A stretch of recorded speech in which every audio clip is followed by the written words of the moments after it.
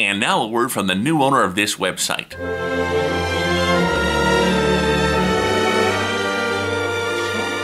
Makes no difference who you are. Oh, hello. I'm Walt Disney. Recently, I bought something called the intranet. Now, I've been looking through the intranet one webby site at a time, and I've made a discovery. There sure is a lot of pornography on it. Still, I found this site where they do reviews. Now, I've taken a chance to look over some of the shows, and it seems like a swell bunch of kids. Of course, there's always room for improvement.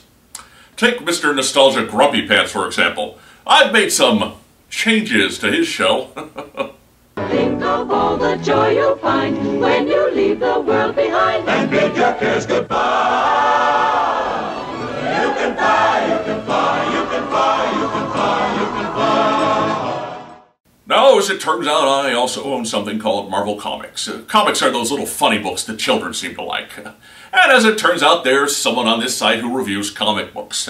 Some might say it's wrong for a man who owns a comic book company to also own a comic book review show. Well, to them I say, right, it's a small world after all. Enough times and your whole moral center shifts. You don't know what wrong is anymore. Right, Annette? And if this angry list geek doesn't like my Marvel Comics, well, I'd like to remind him, there's always room for one more soul in the Haunted Mansion. Until next time, Mouseketeers, enjoy the show. That's an order!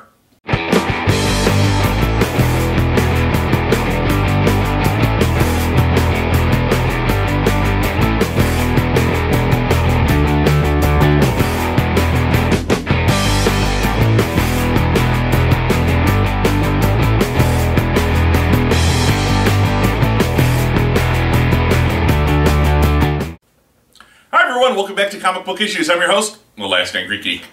Well, as promised, today we're going to look at the first 2 issues of the brand new series, Miss Marvel, starring a new teenage superheroine who also happens to be a devout Muslim. Now, it should go without saying that comic book fans come in all race, shapes, and creeds, so this episode will be respectful of the Muslim culture. It will not be respectful of the following: Joe Quesada, Dan DiDio, Rob Liefeld, Spider-Man One More Day, Final Crisis, Blue Water Comics, the TV movie The Death of the Incredible Hulk, and Linkara. Thanks. And now here's the first issue of Miss Marvel. Issue 1 opens with Kamala Khan indulging in the smell of delicious, savory yet forbidden bacon. She's in a Jersey convenience store with her friend Nakia and classmate/convenience mart employee Bruno when some whiter, blonder classmates show up, Zoe and Josh. Hey, let me just get this out of the way up front. I apologize for any mispronounced names you hear in this review. Please know that my intent is pure.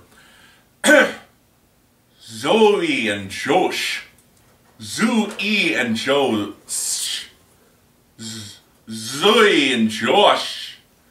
I'll get it sooner or later. Zoe treats Bruno as her personal barista, and Josh invites them to a party, but the girls are not allowed. Zoe's inner cracker shows when she asks about Nakia's headscarf and whether or not she'd be on or killed. While Kamala thinks the white kids are just super keen, Nakia knows they're just being nice in a mean way. At home, Kamala is finishing a brony Avengers fanfic, and there's nothing about that subject her mother, Ami, understands. At the dinner table, her brother Amir is praying, which annoys their father Abu, who'd rather his son got a job. Amir feels his father's bank job offends Allah, who points out that his job lets his son stay at home all day contemplating religious matters. Kamala asks if she can go to Zoe's waterfront party, but predictably is shot down. She feels for sure she'd be allowed to go if she were a boy, and the dinner ends badly with Kamala in her room. She's tired of being different, of not going to health class, of the food and holidays different from all her friends. She decides to sneak out and head to the party. Black, white, Catholic, Muslim or Jew, at heart all teenagers are the same. They're stupid. At the party, she's given a spiked drink before Zoe insults her, saying she smells like curry. Bruno is concerned she's there against her parents' wishes. Kamala is angry that Bruno's so overprotective and remarks if he were also from Pakistan, her parents would throw her at him. An idea he doesn't seem to hate. She heads home as a strange cloud envelops the city. Okay, now this cloud is actually part of an event called Inhumanity, which in itself spun out of another event called Infinity. And I know what you're thinking. Marvel has too many events. Yes, I do. Anyway, Thanos, the purple dude from the end of the Avengers movie, destroyed the Inhuman city on the moon. Now, before he did that, the Inhuman leader flooded the Earth with his people's Terrigen mists. These are the mists that give the Inhumans their superhuman powers. So anyone on Earth exposed to these mists, if they had the Inhuman DNA in their body, would have found themselves developing superpowers. Kamala's angry at herself for failing to fit in, again. When her vision goes wobbly, she's worried she's drunk off that one sip of a screwdriver. A beam of light awakens her. She finds Captain Marvel, Iron Man, and Captain America with a ton of animal friends descending from the clouds and speaking her native tongue. They point out that disobeying her parents and disrespecting her culture didn't win her any friends. It only seemed to make it okay for Zoe to tease her.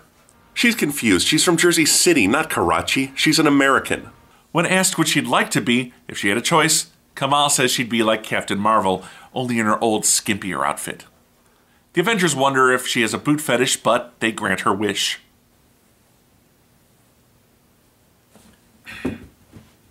They warn her it won't turn out like she thinks. She punches her way out of a large black cocoon to find her wishes granted. She now looks exactly like Captain Marvel. Freaking out, Kamala drops down to throw up, but mysteriously returns to her original face. She almost instantly returns to Captain Marvel and begins fluctuating between the two forms, long stretched out limbs trailing behind her. She sees New York is blanketed in the mysterious gas that changed her. Trying to force the transformation has no results, but Kamala catches sight of someone flying through the mists.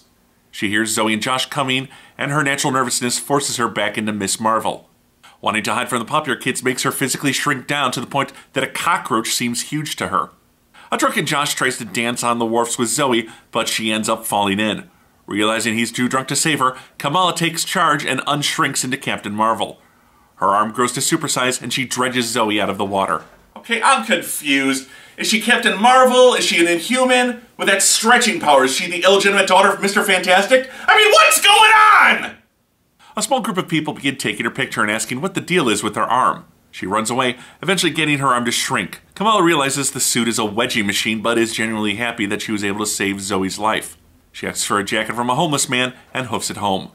She stumbles into her room, alerting Amir. She tries to explain that it's really her, Kamala, but he doesn't understand. Of course she's Kamala. She realizes she's back to normal. Amir worries that she's acting weird because she was attacked. She denies that as he informs her she's screwed. Her parents know she snuck out. Bruno called, worried that she had disappeared from the party. They lay on a heavy guilt trip, and when offered a chance to tell them the truth, Kamala fears they wouldn't understand and clams up. Mom turns on Dad. It's his fault for bringing them to this country. But he tells everyone to go to bed and grounds Kamala. Kamala knows she's in trouble and can only get in more trouble, but tonight she saved a life and decides that means she's part of something bigger. So that's the first two issues of Miss Marvel. And while Kamala doesn't really have any close ties to Carol Danvers, it does feel as though we're seeing the next link in a legacy.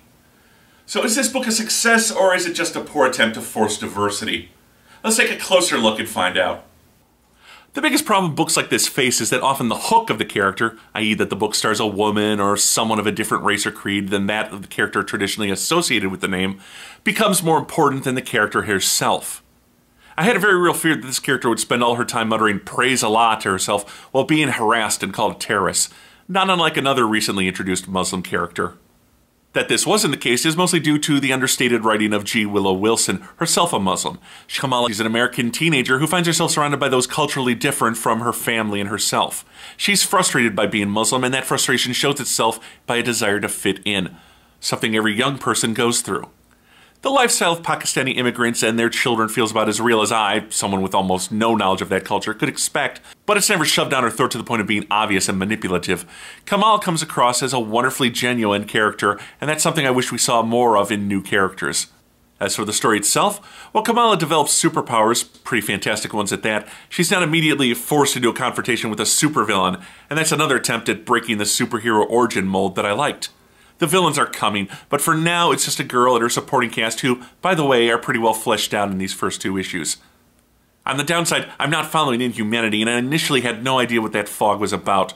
A small notation telling us this was part of Inhumanity would have been appreciated.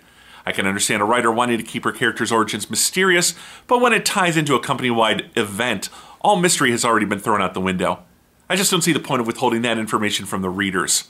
On the bright side, artist Adrian Alfana is back, and his work is just as near perfect as it was when he wrapped up his work on Runaways. It's missing the awesome fusion that was colorist Christina Strain, but Adrian does wonderful work here with expressions, clothing, and even his environment seem to come alive in his organic, frantic drawing style. It's a good match for this book. And there you have it. A young girl gets superpowers. No villains, just typical teenage angst from a point of view we're not used to. It's bold for a Marvel comic, but I think it pays off. I give Miss Marvel issues 1 and 2 4 out of 5 stars. There were some problems with the script and it could have used a bit more excitement, but otherwise I'm very happy with this book. Until next time, this is Comic Book Issues and I'm your host, The Last Angry Geek.